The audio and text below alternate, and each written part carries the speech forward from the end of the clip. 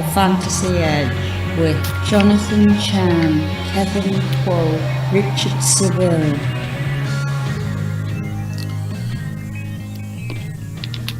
Yes, it's the Fantasy Edge special Super Bowl edition. We're all finished with any kind of fantasy news and stuff, so we're just going to try and sort out some Super Bowl stuff for you and have a little fun on the podcast. It's just Kevin and I doing a kind of a bare bones Super Bowl special, and for fantasy6pack.net. I am Richard Seville, Kevin Woe, fantasy6pack.net, and Kev, well, it's a Super Bowl that a little bit different than what a lot of people thought it might have been, but Saints didn't get in there. A lot of talk about that. What's your thoughts of this Rams and just on the face of it, this particular matchup? It should be good. I mean, I think as soon as we found out who the final four teams were, we knew that we weren't really going to get a boring Super Bowl. It's going to be hopefully, high scoring with a little bit of defense sprinkled in, some wrinkles with Belichick and some really good playmakers on the Ram side. So I'm really looking forward to it. I'm not 100% sure who's going to win, which I feel like is always a good thing when going into a game as far as like how entertaining it will be. So yeah, I'm looking forward to it. Yeah. And it's one of those games where you could almost, because you know how the Rams played the Chiefs in that fabulous Monday night game.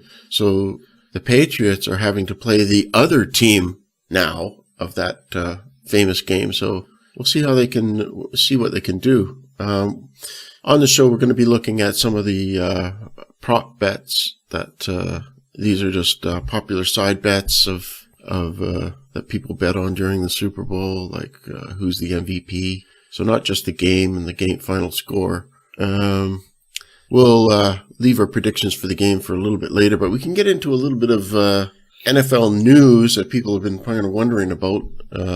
I'll start off with my bit of news. I'll start off with Cam Newton, that his shoulder appears to be on the bend. So yeah, Cam Newton. It wasn't too bad for Cam Newton, but it's something that we're going to be watching throughout the off season into the OTAs and training camp. Seems like forever now, training camp, summer, especially with this winter that we're having. Very cold. Obviously, you're over in California, so there's nothing you have to worry about.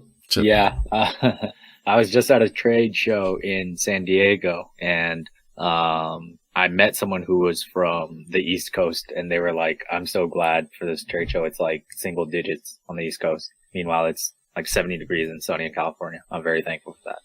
Yeah, it's very, very, very cold winter coming into February, and Groundhog Day on Saturday. So hopefully the groundhog doesn't see a shadow, and then there'll be an early spring, so people aren't freezing. Anyway, enough of the weather, because that's not going to be a factor, because the game's in Atlanta and they're indoors, so it should be.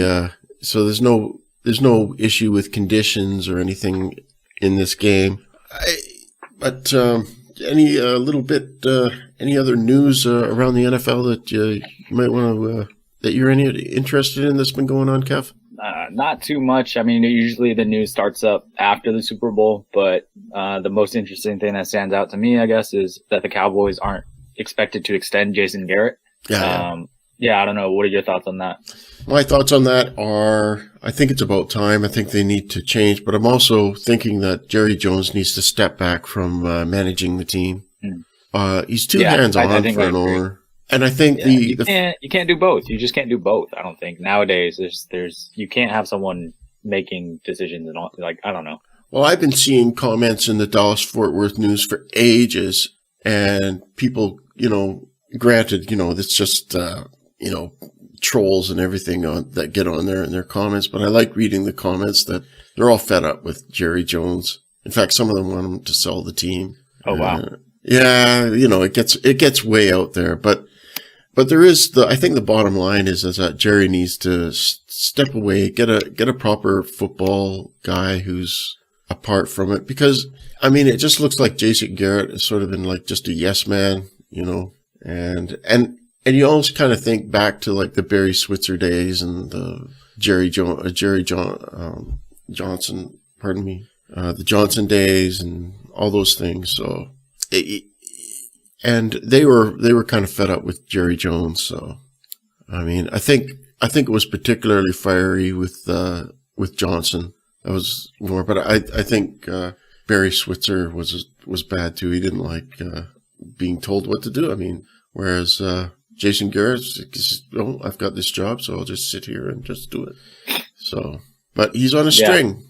He's got to have a short leash by now. I mean, they haven't done anything relevant in years. Like when I think they're the only team, the only one seed that hasn't advanced in like the last 12 years in the NFC, something like that. So, I don't know. I'm not sure what needs to be done, but I think probably Jerry Jones handing the GM reins to someone else is probably a good thing. Yeah. Good start. I think that's one thing we didn't get a chance to talk about too, was some of the coaching changes that have happened. I mean, there's so many. We'll probably get into these when the season starts, when we start our podcast up again for 2019. But a lot of people thought Marvin Lewis was a long time coming as well. I do too. I think Marvin Lewis, who's in there for now for the Bengals. It's been so long, I've forgotten. Zach Taylor. He's the quarterback's coach for the Rams. Right. But he's not confirmed because I think the Rams are in the Super Bowl. So I don't think he's confirmed. Yeah. But we won't get into too much of that because we're talking Super Bowl. And so let's get right into it. And what would you like to start with, Kev? Well, let's just start with some Super Bowl storylines and news that's come out in the recent days. Honestly, I haven't followed. I feel like this news cycle for the Super Bowl hasn't been that exciting. I think in past years, like there's been a little more drama, a little more, more sound bites given out, interesting things. They did like a weird thing. I think it was their first time this year where they had like the players side by side from opposing teams side by side. Did you see that? Where like Tom Brady and Jared Goff were sitting next to each other being interviewed. And like, I think Aqib Talib and someone from the Patriots were there too. It was super weird. Was this at the media scrum? Like, it was at media day. Scrum. And I remember there was like a clip that went viral that was like, someone asked Brady with Goff sitting right next to him. Someone asked Brady, like, what advice do you have for Goff? And Brady was like, I don't have any advice. I'm not giving him any advice. And I just thought it was like a super weird, I'd never seen that. I don't think they've ever done that, right? No, I've never seen players like together. I mean, they have sort of separate areas where the media goes. Like, there's a huge media presence there. I mean, we could have probably, I think F6P, we could have probably gotten if we had somebody down there, it's not too hard to get a media pass, I don't think. Oh, really? Oh, I think you got to pay for it. But, if we had, I don't think it's too hard. I think one guy got kicked out. Yeah. Who was, I think he was just kind of like a YouTuber or something like that. Yeah, and, he's with no free promo, so I'm not going to say what company he's with, but they're a pretty popular website and they're pretty known for kind of trolling and stuff. Yeah. Yeah. So he got kicked out. They were banned from Roger Goodell's press conference. That's right. Yeah, because they give him a hard time. But I don't know. It's pretty funny. I think it's all good. It's all good press for the league. Let's see what you got pulled up here. Robert Kraft expects Brady to play for quite a while. No surprises there. Brady's going to play well into his 40s. Yeah. Right. And that's what I mean by it's been a slow week. Like things like this were like the headlines. And was anyone really surprised to hear that Brady said there's no chance Sunday will be his last game? Like there was no doubt in my mind that Brady was not going to retire. No, he's not going to retire. That's why I'm saying, like, it's a slow week. Like, another headline is, like, Sean McVay says Todd Gurley will be a big part of this game. Like, wow, amazing. That's such drama. Yeah, it's like you say, it's like there's not a lot of big, like, outstanding storylines to this game. Yeah. It's basically, I think there's more talk about Maroon 5, and that's even weak. Oh, yeah, so now that's drama. Like, apparently, yeah, I don't know. People thought that who got asked to perform? Travis Scott. They said Travis Scott. They were like, don't do it at the Super Bowl or something. I don't know. People felt like because it's in Atlanta and Atlanta has so many successful artists that they should have asked some Atlanta artists to do it. Right. But like even then, that's not drama. Like, I want these teams to hate each other. I want Aqib Talib to be, saying like, "Hey, Tom Brady's washed" or something. Like, but no, they're just, I don't know. Yeah. Patriots paying for Josh Gordon's treatment. I see you got here. Josh Gordon. Yeah, like I said, slow on the news cycle. So maybe let's just get into the prop bets. The prop bets is fun. All right. Talk about the prop bets. Is that why you keep flashing it in front of my face here? I'm trying to move it on the Google sheet so I can see it, because I feel like we could get into these top 20 prop bets too. All right, let's run through a few of these. Also including like my personal favorites, but yeah, let's run through the top 20. Go ahead. All right, will James Devlin score a touchdown? I say the consensus is no. That's the popular bet. I would say yeah, it's a very good bet to make. I mean, you could put $1 on that and get whatever the odds are for that. I think it's a very good chance Devlin scores. He's vultured everything else. So just to be clear to the listeners, this is from the top 20 Super Bowl 53 prop bets by total numbers at William Hill, US. So these are the most popular prop bets that have been placed so far. I don't have the odds in front of me for these, but it's just kind of yes or no type things. Yeah. Yeah. So that first one, I guess the most popular one is, will James Devlin score a touchdown? No. And I feel like the odds for him to score a touchdown are probably like pretty good. Like I feel like you can get, actually, let me look at it. You can get, 12-1 odds that he's going to score a touchdown. So yeah. Pretty good, pretty solid. I mean, and he's like a goal line guy. I read a stat that said every rushing touchdown that the Patriots have scored this postseason have been in 2 running back sets that have included James Devlin. So, maybe you just figure one of those times they're going to hand it to him off fullback dive.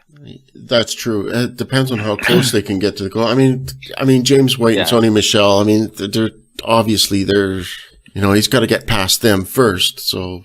It is tough. And I think 12-1 is fair. Aspect that they run that little fullback flat thing, and he just catches a 1-yard touchdown wide open. Yeah, exactly. Yeah. Successful fourth down conversion. That's a typo, but it's not. I didn't type this up. So. All right, yeah, successful fourth down conversion. I don't feel bad calling it out. Yeah. Typo here. Successful 4th down conversion. In game, fourth down conversion. Yes, easy. Right. Yeah, there will be fourth. Yeah, it's like, it's.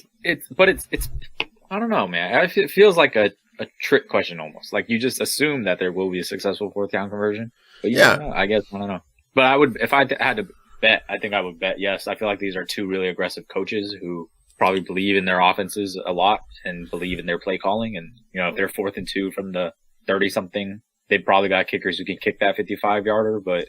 When they're in that gray area across the 50 to the 40 there of the opposing team, where the field goal is somewhere in the range of the high 50s to 60, they're going to obviously, rather than punt. I mean, it is a Super Bowl. You got to take your chances, like what the Eagles did last year with the definitely. I would. Philly. I think this is pretty. I'm making a note. I'll probably put some money on this one. Yeah. Oh, sorry. I mean, fake money. Gambling. Another one. Will there be a safety in the game? No. Fairly safe, that. Will there be overtime in the game? No. I don't think this game will go. I don't think very few Super Bowl. I don't even think there's been a Super Bowl that's gone to overtime, has there? That's a good question. I'll look that up for you. But the safety, that's not. Come on. Like you can't bet for. It's something like I remember. Like that's a risky one. There was like a 4-year span where it happened 3 times in 4 years or something like that. Yeah. It was, I know the Ravens one had a safety, and I know the Broncos one had a safety. The Broncos-Panthers one had a safety, because you remember that's how the game started. Right. With the bad snap, and everyone was like, oh my God, the safety bet cashed. Oh my God. But that's the thing, though. This Super Bowl is like it's pretty open. It could be where a Super Bowl where the defense is really. Yeah. Yeah. Sorry to interrupt, but what are we talking about? The Super Bowl 2 years ago, Patriots Falcons went to overtime. Oh, yes, of course. Yeah. Yeah, because they had to catch up. That was, the famous comeback Super Bowl. Yeah, I forgot about that one. With the Patriots in third year in a row. So I guess there's a chance. I mean, after all, both the conference championships went into overtime.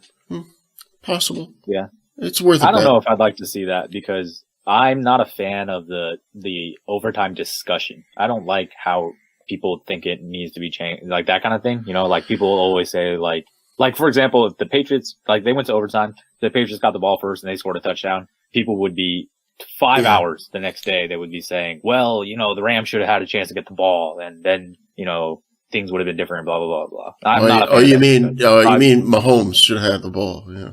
Well, yeah, that's exactly what happened last week, right? Yeah. Right. And I don't like that discussion. And I think it's tiresome. I think it's necessary. Well, I don't want to hear it in the Super Bowl again. So if it happens again, I don't want to hear it. So basically what I'm saying is I hope it doesn't go to overtime. Well, why don't they, like for at least the regular season, why don't they just have a 12-minute period? Because, you know, we've had ties, you know, I mean, the idea is to break a tie, but yeah, but we ended up with more ties last season than I can remember. I think there was 3 ties or something like that, at least 2. My thinking on the why you can't have a timed thing is because then it just gives too much of an advantage to teams that can kind of like hold the ball. I don't know. Like, let's say team 1 comes down and kicks a field goal, and then team 2 comes down and, you know, goes on a 7-minute drive and leaves. I don't know. It just seems weird to have it timed for overtime. Yeah. I don't know why they cut it down to 12, but I mean, it doesn't give. I'm not. Yeah, the cutting down to 12 didn't really make sense either. I'm not really sure what the fix is for overtime. The one I've heard is, well, like obviously you can't go to college rules. That doesn't make any sense. No, I'm not keen on this college stuff. Yeah, but the one I've heard and the one that kind of just logically makes the most sense is that you just, you know, you score, you play until someone can't score or there's a turnover or something like that, right? Yeah. Yeah, exactly. Or someone, like if you kick a field goal and someone comes down and scores a touchdown, game's over. If you kick a field goal, they kick a field goal, game continues, that kind of thing, right? Yeah. Like you have to one up your opponent. And I think that logically makes sense, especially for like playoffs in the Super Bowl. Like you can't do that in the regular season. But playoffs in the Super Bowl, I think you should. They could just, I don't know why they could mini rant. They could just end games. If it's a tie, it's a tie. Just end the game, you know, like they used to. If they don't want to get people hurt. Richard, I can't hear you. Oh, you can't hear me at all? Hello? My microphone's gone off? Uh-oh. Okay, hang on a second. Okay, let's move on from overtime talk and get on to the other ones because we got a few that we got to. First score of the game will be touchdown. Very possible. It's either touchdown or field goal, obviously. So. Or safety. Yeah, or safety. Longest field goal made in the game under 54.5 yards. Yeah, I think that one makes sense. I think kind of for what we talked about for the successful fourth down. I feel like if it's 55 or 56, like they're just gonna, and it's 4th and 2, they're just gonna go for it. You know, they're not. I don't know. I think if you're betting the over on this one, you're counting on Greg Zuerlein coming in and kicking something crazy. That's true. Greg Zuerlein's good for, well, I don't know. Janik,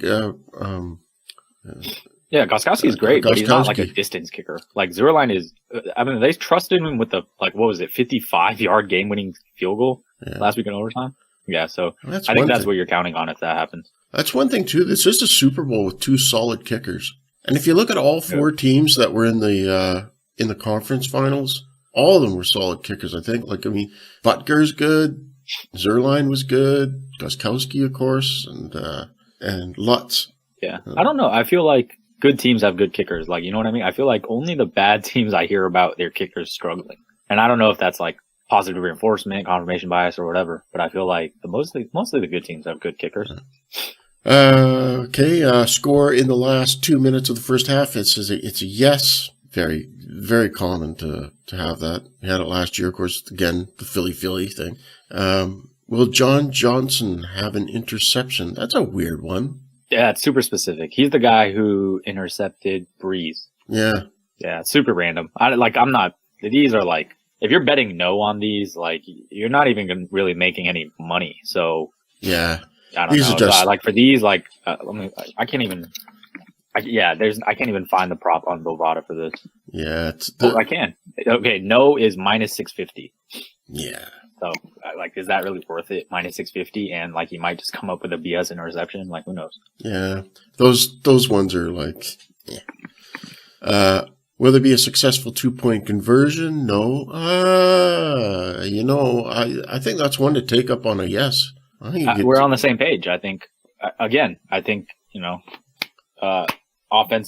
good offensive with good coaches who got good play calls. Like, I think you could see it. Yeah.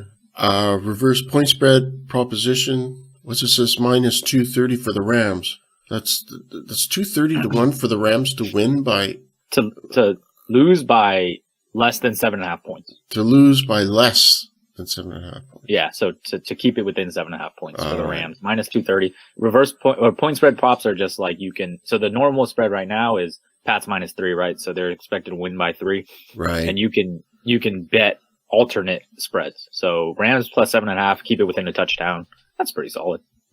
So what does that minus 230 mean? I mean, that's pretty big odds. Minus 230 is because that can't be an odds because the Rams keeping it within. Minus 230 is kind of like the American way of doing it, like minus. So 12 to 1 odds is plus 1,200. So I see. I get you. You know what I mean? So we use minus. I don't know if that's American actually, but that's how I've learned it. So a minus 230 is like bet 100 to win 230 around $40. It should be around $40. Okay. Yeah, and so like I'm saying for the Josh Johnson minus 650, you're betting 100 to win $15. Will Cordero Patterson score a touchdown? It's on he's got a very good chance. Actually, I'll tell you something. He is one of the best, quote unquote, non-fantasy players in the NFL, at least in my book.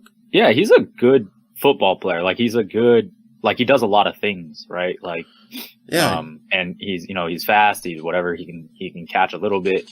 He returns kickoffs really well. I think that's an interesting touchdown scoring bet. He's plus 700, which is, bet 100, win 700. That's pretty strong. That is. That's not bad. That's pretty good.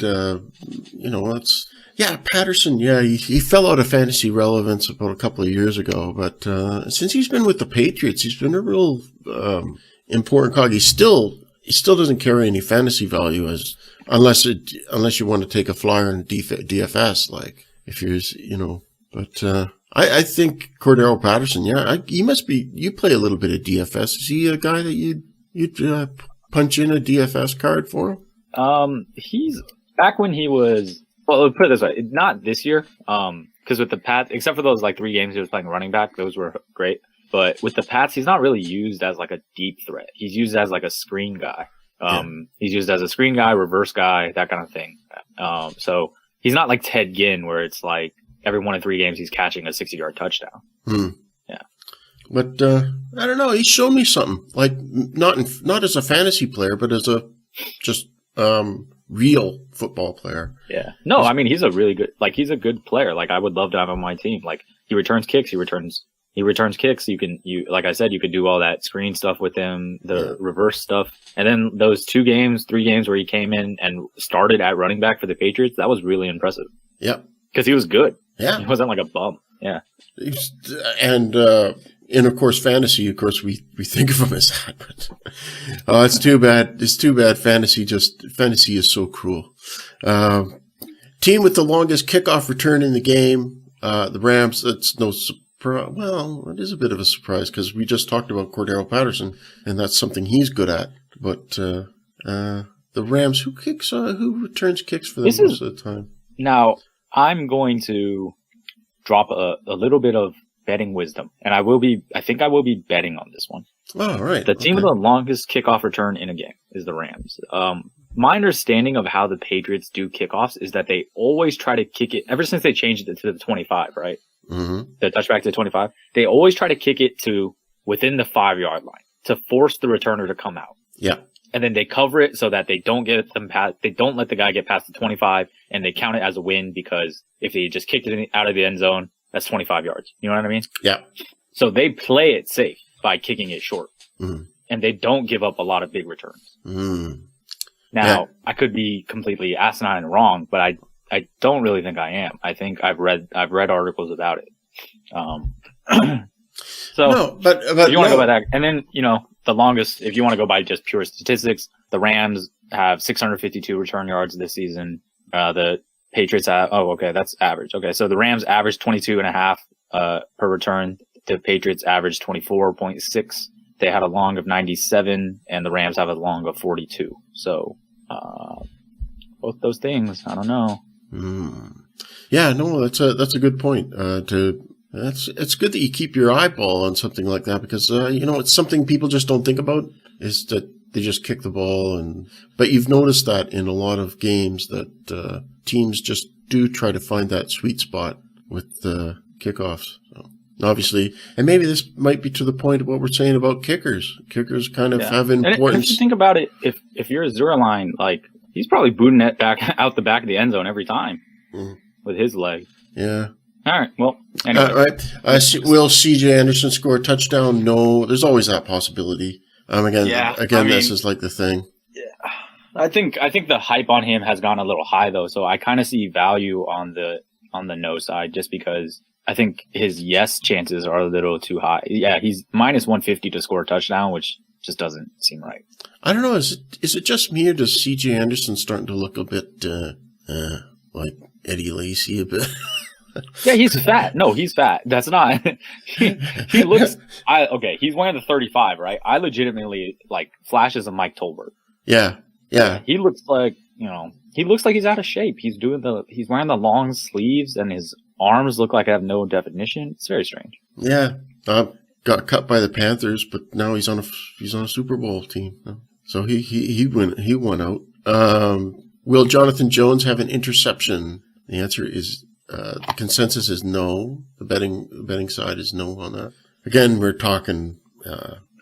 Incredibly random. Yeah. So but didn't we just have John Johnson already? Jonathan Jones is the safety for the Patriots. All right. Yes. Yeah, I don't think is he cornerback? I don't even think he plays. I feel like people think they're talking about Josh Johnson. Yeah, John Johnson. Yeah. Yeah. Well, either way, I'm staying away from that bet. Yeah, I'm not. Yeah, anything to do with interceptions. Point spread proposition Rams. 10. Well, we've already talked about point spreads here. Alternate game total under 72.5 points. I actually kind of predict. I think this will be a tight game. Mm-hmm. This is going to be. I think this is going to be tight. I think you'd be lucky to have. I think you're kind of looking like a 10-7 at half, and then it opens up a little more in the second half. But I think you're looking like in the 40s or low 40s, maybe high 30s. Low 40s total. Yeah. Yeah, maybe. I would think so. It just has a sense of this.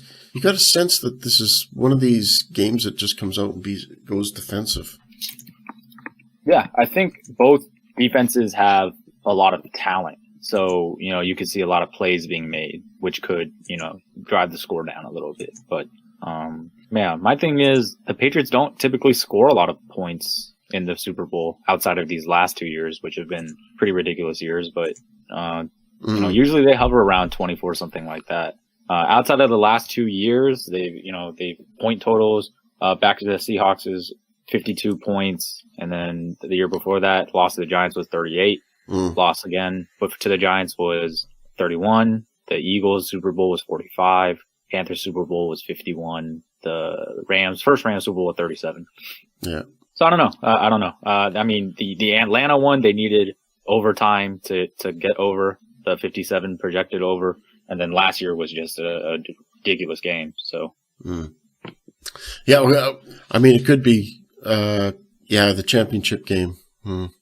Got to kind of take that into consideration as well, because this is the like we said, this is the other team of that Monday night spectacular offensive show. Yeah. To win Pro Football Championship MVP. Oh, the MVP is on this list here. Jared Goff. Yeah. He's a popular bet, I guess. If at 2-1, you're based. So the reasoning I'm hearing for this one is like if you think the team's quarterback is basically favored to win the the Super Bowl MVP, right? You'd agree there? I would get, it usually goes to a quarterback. Right. So if you think the Rams are going to win, you're getting better odds placing Super Bowl MVP 2-1 for Goff than you are for a Rams win, which is plus 150. Yep. So that's the logic, is you might as well just bet Goff. But I don't know about that, because I think Gurley could have a good game, like Donald's could do something. I don't know. Actually, I understand. I understand the logic. Pretty savvy. We'll talk a little bit more about that after we go through this the rest of this list here. More points will be scored in the second half. Yes, it always is. I would say so. Always. Especially with the Patriots, they always come out slow. Yeah, and also defense is tired. Yeah, absolutely. Rams score in every quarter. No, easy. Yeah, that's definitely a no. That's just tough to do. Yeah. Will game be decided by exactly 3 points? And that's a no. And so that ends the top 20 by William Hill. So we're finished with that. So I'm going to move that to the side. You got a little tip here. Aqib Talib and Brandon Cooks playing against their old team. That's true. I never thought of that. Yeah, revenge game. Yeah. Huh. Right. I don't know. You think when the Patriots traded Brandon Cooks to the Rams, they thought they'd be facing this? Do you think they're scared? Do you think they're like, oh no, like they're gonna come back to haunt us? No, I don't. This is why we needed Jonathan, man. We needed Jonathan to talk about these kind of things. Yeah, that's true, because Brandon Cooks, I mean, he played on the Patriots system. I don't know what info he can give the Rams about the Patriots. I mean, he was there for an entire season, so I think. But I mean, like, he wasn't a factor in the Super Bowl because he got concussed, but he has playoff experience. He is a big time receiver, and I don't know. I always thought it was weird how easily the Patriots let him go. Yeah, like he had a big season. He's 24 years old, and he put up great stats, and he fits their offense, whatever. And they traded him. I don't know. It was weird, but that's why we need Jonathan to talk about these things. Unfortunately, he couldn't join us today. Yes. A big shout out to our to Jono, but we'll get him on here. We'll be talking about free agency in a few weeks. So I don't think we'll do a combine.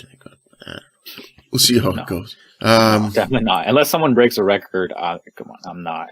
No, I do watch the combine a little bit, like when I just like to see who's in it. If there's anybody of interest, like, of course, last year was Saquon Barkley. Of course, he busted everything open. Let's look at some other. Let's look at some other ones that you brushed out here, Kev. Yeah. So these are some of my favorites. That may or may not. I may or may not place money on. Over under 56.5. I'm kind of with you. I kind of like the under. I feel like it's been a really offensive driven season, so the people are kind of driving the over under spread up. But I think this game could easily end 27-24, something like that, which is like not low scoring, but that's 51 points. You know what I mean? So yeah, 57 points. You're basically asking for a 30-27 game, which I could see it. Obviously, I could see it, but I don't know. I think this game could easily, especially like we said, the Patriots start slow. Yeah.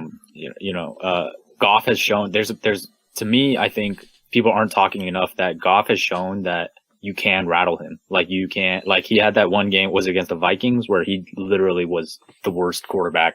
Like he had a terrible game, right? So he has those kind of games. And if you give Bill Belichick 2 weeks to plan for him, I think there's a chance that he could be affected. And I'm not even bringing up the fact that in his 3 playoff games, he has, well, actually, I don't know what he did last year. I think he didn't throw any touchdowns last year, right? So he's had 1 passing touchdown in his 3 career playoff games.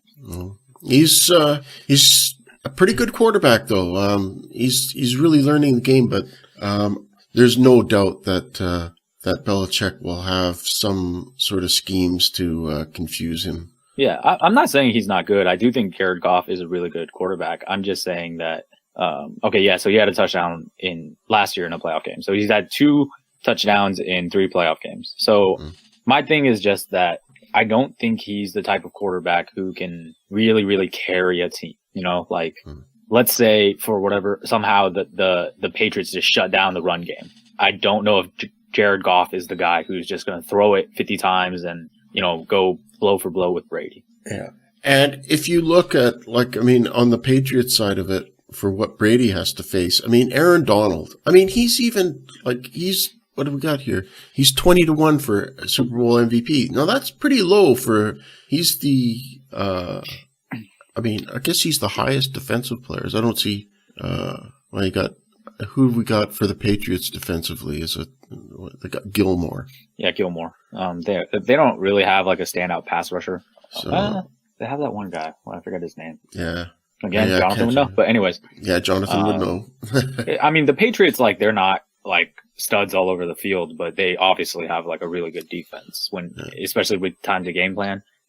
McCourty is someone that I'm surprised isn't at least 101 odds or something like that. Yeah, McCourty. Yeah, I forgot about him. Yeah, he's good. Yeah. So yeah, but Aaron Donald, of course, Aqib Talib is there as well. So yeah, but if you're betting on a defensive player, essentially what you're betting is it's a low scoring game and they cause one of the touchdowns. Right. Because that's the only time defensive players win, or especially, special teams players win. Like when Malcolm Smith won it for the Seahawks, it was because it was a low scoring game and he took a pick six back and he like made another play or something like that. So you're basically, if you're going to bet on a defensive player, you have to bet you want to think it's going to be low, because if it's a high scoring game and they have one defensive touchdown, like that's great. But the quarterback on your team probably also threw 3 touchdowns. So you're not going to win it. Right. Kev, let's move on and, yeah. So, we talked about this one. Will there be a successful 2-point conversion? I'm on the yes, plus 165 on that. Maybe same with the 4th down conversion. James White to score 2+ touchdowns, plus 800. Huge fan of this one. I like that. Yeah, I mean, he balls out in the playoffs. And, when Brady, I don't know, like, I don't know if teams are too busy trying to take away Gronk and, the other running back or, whatever receivers they've got, Brandon Cooks at the time, but James White is always kind of left to his own devices and able to do things. And I think when the game, if the Patriots ever have to come back, like he's for sure going to be on the field. Yep. Like all the time. Like that's what we saw in the Falcons game. He dominated that game because they were coming back from 28-3 and he was just on the field all the time. So I like James White to score 2+ touchdowns. That's plus 800. That's good value to me, I think. Rex Burkhead to score a touchdown at plus 115, I think is also really good value. Yeah, I like. They just use him as that goal line back. They just use him a lot. Yeah, he's the C.J. Anderson of the like team. I'm honestly thinking about placing a bet that's just like Burkhead plus 115 at a certain amount, Devlin to score a touchdown at an amount, and then between those two guys, I think one of them is going to get like a goal line rushing touchdown. Yep. No, it's and if Michelle snakes it, like that's fine. I'll live. Yeah. Burkhead's the other guy too. Yeah. Yeah. Okay. So longest field goal. We talked about will there be a long field goal longer than, what was it, 54.5? Like that's too long for me. But the longest field goal over and under 47.5. I like the over on that. Yeah. I think both teams trust their kickers enough to roll out them for a 48-yarder. Yeah, unless it's a winning kick at the end of the game. Right. I like that. I like it at the end of the half. That's like the situation I see it happening where someone scores, gets the ball back, and the other team gets the ball with 1:10, and they get a quick 40-yard drive and they line up a 48-yarder, that kind of thing. I like that. Yeah, especially indoors. Yeah, especially indoors with, like we said, Zerline and Gostkowski are really good kickers. So I like over 48.5. Still on the kicking game, will both teams make a 33+ yard field goal? Minus 155. I'm gonna have to do my research, but this seems like an easy yes for me. Yeah, it's an easy yes because you notice a lot of times opening drives, depending on who gets the ball first, like, the drive breaks down, they kick the field goal. You see it all the time. Right, exactly. And it's not even like a game plan. It's just 33-yard field goal, like what you're kicking it from the 18. Like that's right outside the red zone. And that happens. I feel like that happens all the time.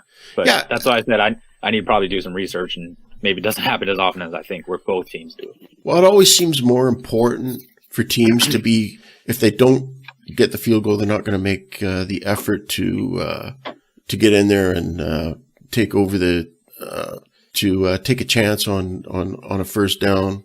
The idea is to be the first to get points on the board. Yeah.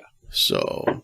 All right. So the last one that I have is, will the last play of the game be a quarterback rush? Which basically means, will it be a kneel? Yes is minus 165. I like the no on this, plus 135. I think the only situation where it's going to be a kneel. I don't really see the Rams kneeling it out. I think that usually indicates a blowout. Not necessarily a blowout, but maybe a close game where just if you can, get a fourth down and hold get a fourth down and you end it that way. But I think this game is not going to be that kind of game. I feel like it's either going to end because someone couldn't get convert a fourth down, or it's going to be like a blowout. I don't know. That's kind of like plus 135 for me is I think there's value on the fact that those two options are just as likely as 2 minutes left and the Rams are out of timeouts and can't stop. That's my thing, right? Is I don't think either of these coaches have time management issues. No. So I think they'll have their timeouts and stuff like that. I think if it comes down to that, I think their defenses are stout enough that they'll be able to get that last stop that they need. And even if one of the teams is 2 scores down, I think they. Yeah, with 2 score down, you're not kneeling it. You're just going to run some BS play. So I like the no for last play of the game to be a QB rush. I don't think anyone's kneeling it down. I like that one a lot. Right. So we've got to talk about our actual prediction. Sorry. Last one. Sorry. Super Bowl MVP. Oh, yes. Super Bowl MVP. Brady is the favorite even odds, which is insane. But I like, if you're going for value, I like Gronk or James White 40-1. I just think, like we said, we talked about Gronk, we talked about James White. He shows up in big games. Although, now that I think about it, if he wasn't going to get it that Falcons game, he's probably not going to get it for the Patriots game, or if the Patriots win. Hogan and Patterson though, 80-1. That's just throwing money away there. Yeah, Patterson to 80-1. So I went down this and he would have to return 2 kicks for touchdowns or punts. My punt exercises for these are okay, what's the scenario where they win MVP, right? So Brady, obviously, everyone knows. Mitchell, the argument is he scores 3 touchdowns. Yeah. Edelman, Gronk catches 3 touchdowns. James White probably has to run a touchdown or 2 in and then catch a touchdown or something like that. Mm-hmm. Hogan, come on. Patterson is the one where it's low scoring game. He runs one back. Yeah. He's got to run more than just one back. And he catches a touchdown too. Remember the Ravens-Niners game? Jacoby Jones. He had a very good case to be Super Bowl MVP that year because he took a kickback and he caught a long touchdown.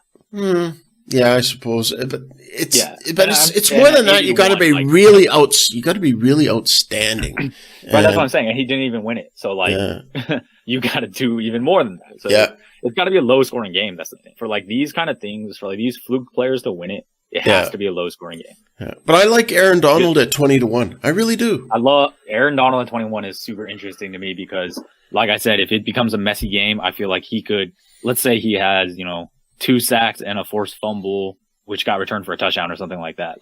And the game ends 21-17. I can see him winning. Yeah. So outside of the quarterbacks, there's some pretty good bets there. But Aaron Donald at 20-1, I think that's a bargain. Yeah. I also like Gurley 16-1. Because I think people are maybe overrating how, people are oh, is he not good? Is CJ Anderson going to take so many of his touches? Blah, blah, blah, blah. I think he played 90% of the Rams snaps up until those last 2 weeks after he injured his knee. So given 2 weeks of rest, I think he's going to be real. I think if the Rams win, he really will have to have a really big game. Yeah, he would be. He's a difference maker, like Aaron Donald. Those 2 guys are good outside long odd picks. More so than Goff. I like Gurley at 16-1 way more than I like Goff at 2-1. Yeah. I agree completely. Brady even money. Yeah, Brady even money is that's hilarious to me because he's 41. It's crazy. So anything else to add with this? With our Super Bowl MVP? That's it. That's all I got. I think I'll probably come out with more. I don't know. Maybe I'll tweet them out. All right. Before we get to our final Super Bowl predictions, I guess we could talk about next year and who we think it will be in the Super Bowl next year. We've got a few numbers here that you've put up. Got the Rams and the Saints and the Chiefs all at 7-1. Patriots 8-1. I'm finished with counting out the Patriots. I really am. I gotta bet it right now. I can't. You can never count out the Patriots. Not until, I don't know, either Brady retires or Belichick. I think at the beginning of the season, we did that Super Bowl preview, and we said Rams Chargers, right? But I think I remember telling you and Keith that there's really no reason to bet against the Patriots. Like, it really isn't. To bet against the Patriots, you have to actively talk yourself out of it. That's true. Other teams, you have to talk yourself into it. Like, you have to say, oh, the Steelers defense could really show up, and that offense could be is the best in football. But with the Patriots, it's just like, well, maybe their pass rush isn't going to be good enough this year. But honestly, I thought the Vikings would be in it this year. I mean, when I went way back, I thought the Vikings would be in it. Yeah, I was way off. People were picking the Vikings a lot, the Rams a lot, and yeah, I don't think anyone thought the Saints would be this good. Definitely no one thought the Chiefs would be that good. The Saints, well, I don't think that people thought they'd be the 1 seed. No, I think people were really, really, really high on the Vikings. Yes. Yeah. They really underachieved. The Bears, on the other hand, overachieved. The Bears look good, actually. I don't know how. I mean, they lost to the Cowboys, but so the Eagles, pardon me. Yeah, the Cowboys beat the Seahawks. Yeah, I really like and the Seahawks overachieved too. I think a lot of people were surprised that they. Oh, I really thought they were not going to have a good year. I thought there was not a lot of talent on the team outside Russell. No, they. I don't know. Because there isn't. There really isn't. Like Cam Chancellor gone, Earl Thomas gone, Sherman gone. The running backs are a question mark. I think their run game was probably one of the most surprising things of the season to me. Yeah, but I think they found a defense with Wagner. Wagner is an awesome player. Wagner. He's a monster. He's so good. So, they're pretty good. I think he had a lot to do with next year. I really like Colts 25-1. Yeah. Because I think they're already good, and they have a ton of cap space, and they're going to be able to add people. Yeah. I like the Colts. I think Luck is it wouldn't surprise me if he was a Super Bowl winner by the time he retired. I think I'm going to have to say the Saints. I think the Saints are going to be on a mission next year because of what happened in the in the playoff conference final. My worry about the Saints is that outside of Brady, like old quarterbacks just randomly fall off a cliff. Like Peyton randomly just fell off a cliff. And I think we saw Breeze slow down towards the end of the season this year. He really wasn't good in that Rams game. No. And towards the end of the year, if you just look at his numbers, they were not the same as they were, they weren't up to his standards. And he's quietly 40. Yes. Yeah. So he's quietly 40. Very quietly 40. Yeah, he's quietly 40. He didn't throw for 4,000 yards this year. He obviously had a great completion percentage, didn't throw any interceptions, whatever. But they brought in Teddy Bridgewater. I don't think that was, I don't think it was just like they traded a 4th round pick for him, right? So I don't think that was just like a. The Saints were doing a lot of weird things this year. They were doing like Taysom Hill and doing this, this read option stuff and wildcat junk. And all this stuff. But I'm just saying, in his last 6 games, I know only 2 games with 2 touchdowns. Yeah. I think we're 2 games above 100 passer rating. Yeah, we're moving into the new era now. Definitely, you're starting to see guys like Trubisky and Watson and Mahomes, of course, and Goff, of course. The new era is upon us now. It's starting to come. Yeah, Brady, Breeze are going to go soon. Then, Roethlisberger, Rivers, Manning. Then, Rodgers. Yeah. Rivers.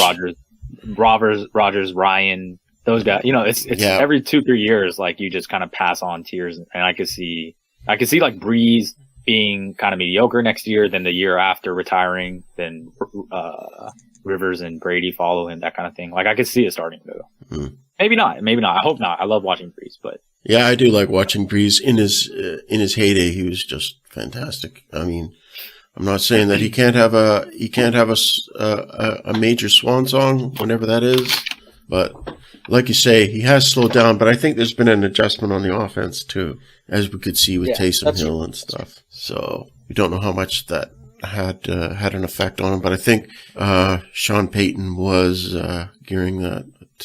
But New Orleans, they've got to be happy because they've had a pretty good run of great football after years and years of having lousy teams, And in the era of Breeze, they've had nothing but fun and excitement with their football team.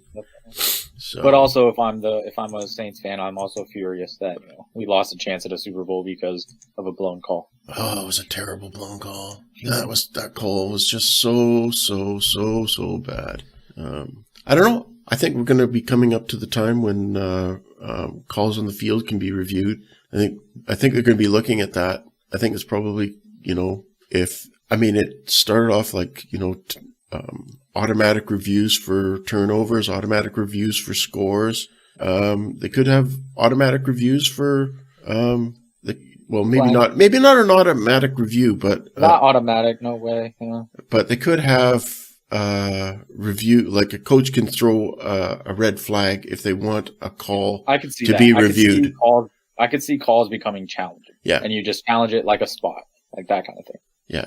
Exactly. I really can't. Yeah. I really can't really see anything else. If they can challenge a spot, right, and they can, and also, I think there's other penalty calls that can be reviewed too. I think there's like you can challenge like 12 men on the field, that kind of thing. Yes, exactly. You can challenge 12 men on the field. You can challenge, but you can't challenge like I don't know why, but you can't challenge like illegal formation. I don't know why that can't be challenged. You see coaches going nuts on the sidelines all the time for blown illegal formation calls, That's all, of course, you got Romo out there always pointing out, that's an illegal formation. I don't know why. And you can see the coach over there going nuts, so I don't see.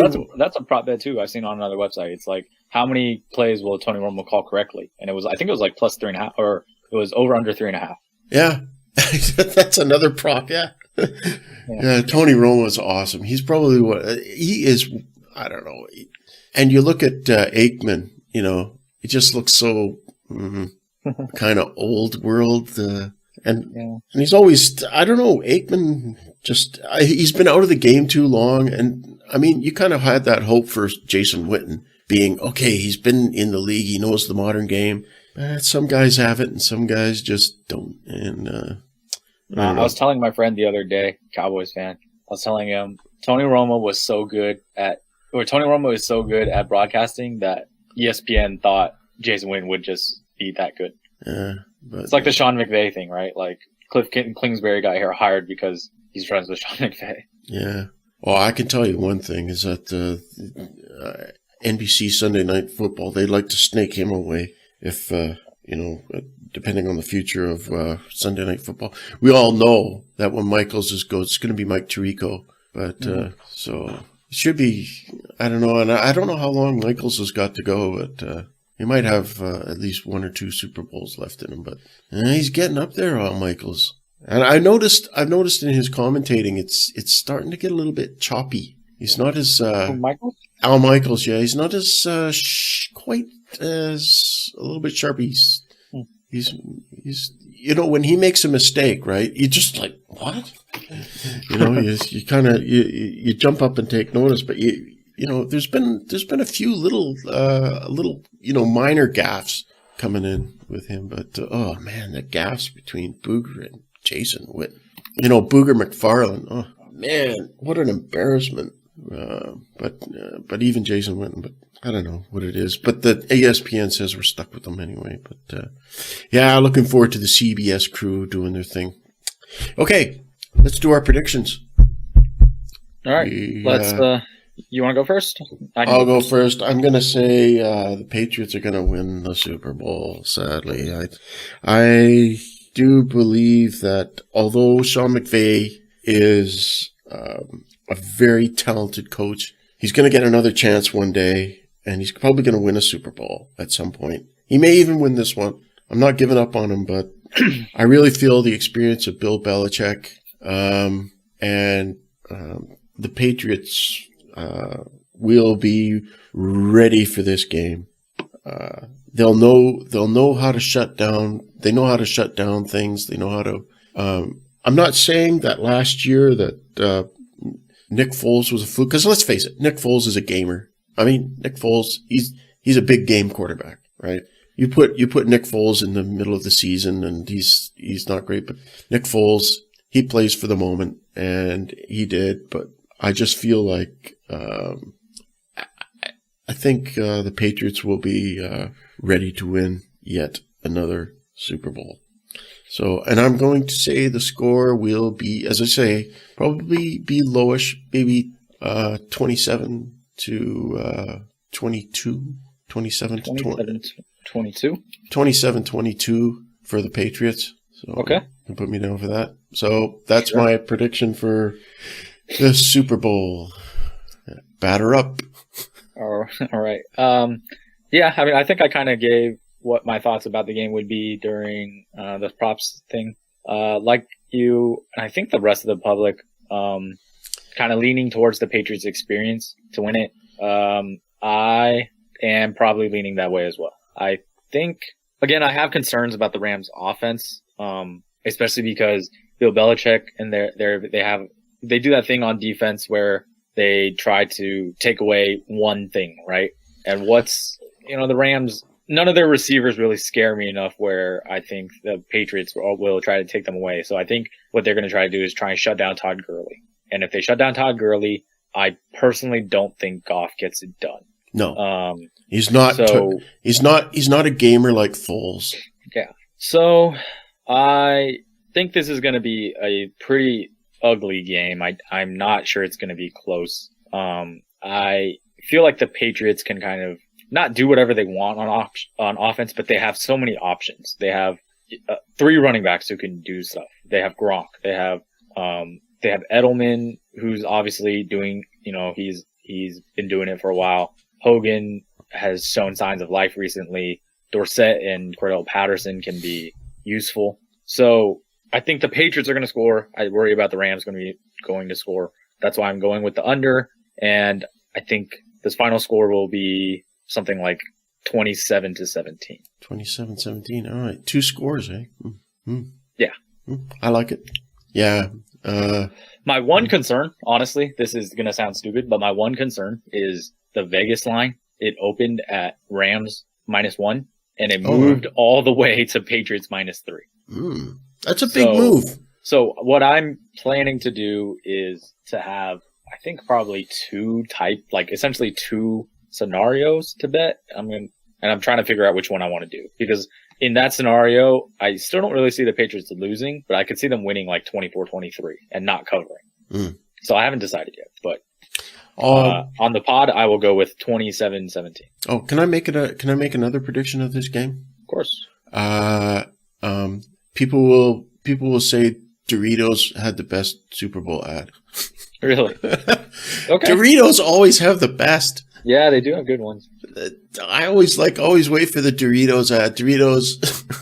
Besides, I like Doritos maybe too much, but Doritos always have great Super Bowl ads. So I'm looking forward to Doritos putting out another good one this year. So I don't know. I don't know. I don't know what else they would do. I don't. I always do something comical, and I always I don't know. I can't, off the top of my head, I can't think of who else has good commercials. Well, you always get the car commercials. And I always think that they're always kind of like esoteric and, like something about humanity and, we just got to get it together now. Like really it's kumbaya stuff. And I hate kumbaya commercials, like with that kumbaya atmosphere. So, you know what I mean? Like, okay, yeah, we get it. We should all be together and let love, rule us all. We get it. But I like commercials that have a bit of fun. Yeah, sure. We're going to get kumbaya stuff and the cute dog, right? We're going to get the cute dog or the cute baby. Budweiser commercial with the cute dog, yeah. Yeah. And they always seem to be the ones that are popular with the cute dog or the cute baby. So I don't know, but I always like the comedy ones, like Doritos. You can always count on Doritos for a good laugh, which is what I like. I don't know. The Super Bowl commercials, they're kind of like the part of the thing. And what a thing bothers me too is that Super Bowl commercials never get played again. It's like is this sort of like, this isn't good. I want to see that one again.